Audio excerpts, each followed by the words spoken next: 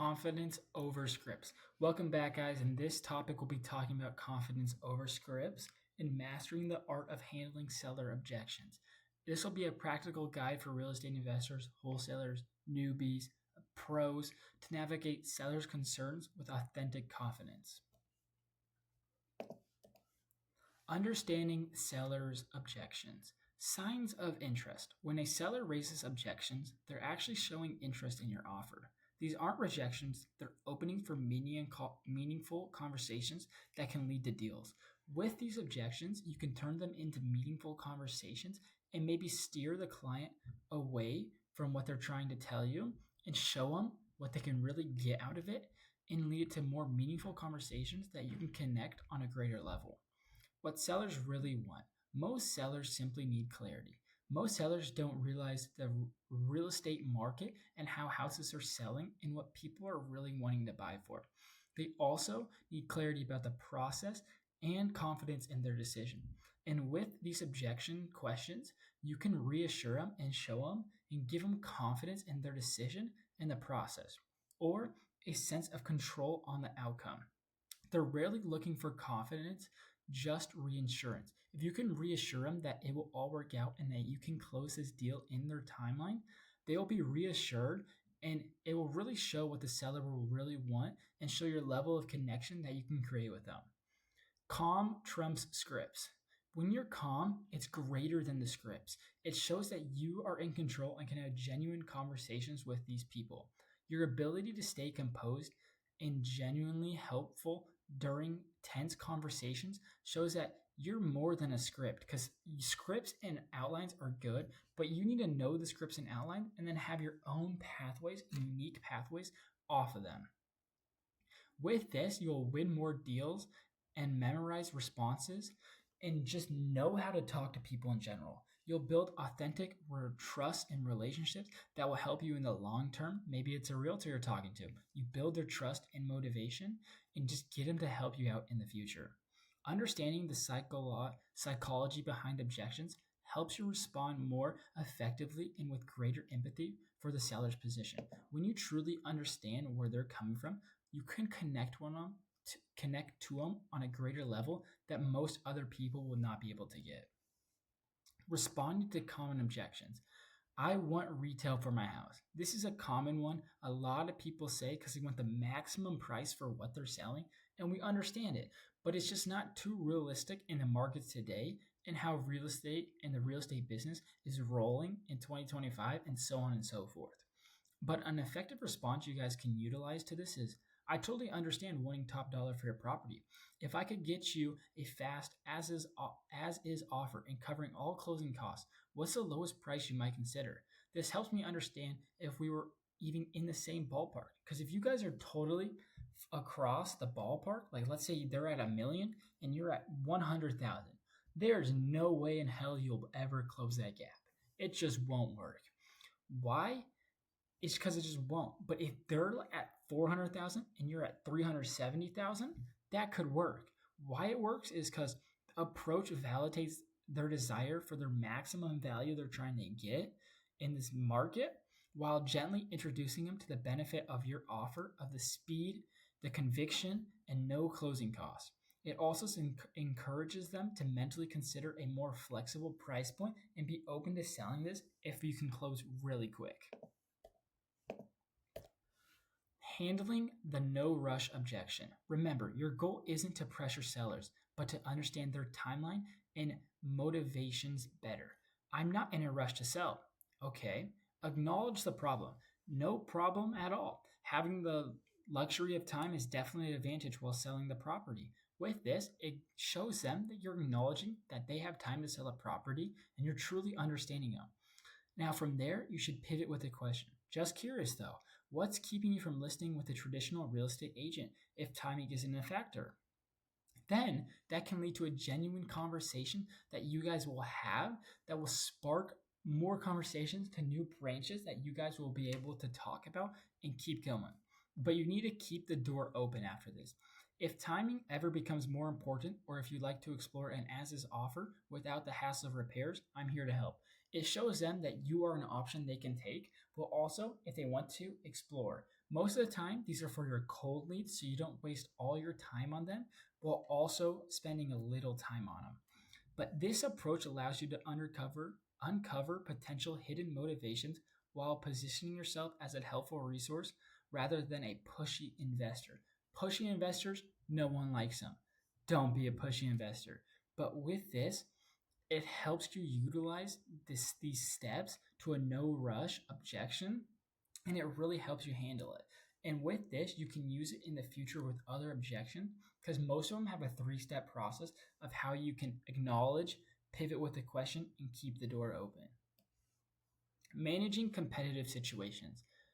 Let's say you call them and you talk to them, and they say, I've got other investors looking at it too. A strategic response there is, I respect that completely and appreciate your transparency. My goal is simple to be a real option for you when you're ready to make a decision. Would it be okay if I checked in with you after your next showing?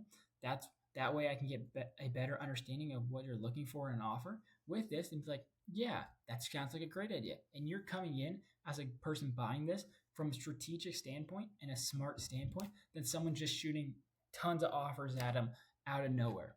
And the underlining strategy of this is the response acknowledges competition without appearing desperate and trying to be like, please give me it, please give me your house, while maintaining a professional relationship and establishing a clear next step that keeps you in the conversation. With this, they'll have you in the back of their mind that they can ask, and maybe they'll have you as a rebuttal against a different offer. And they might, can you go any higher? Because we have an offer here. If you want to do a deal with us, you have to be here. Then you'll be able to know and start comparing and making better offers and more competitive offers. Or maybe you have to go back to the whiteboard and create a new offer for them. The ABC objection handling framework. This will be for handling objections that you get, like the two responses I just showed you above. What you're going to need to do is acknowledge, repeat their concern using familiar language so they feel genuinely heard and understand that this builds immediate rapport and also respects their perspective. Respecting their perspective is a major part you guys need to know. An example, I understand completely that you're getting the highest possible price for your home is important to you.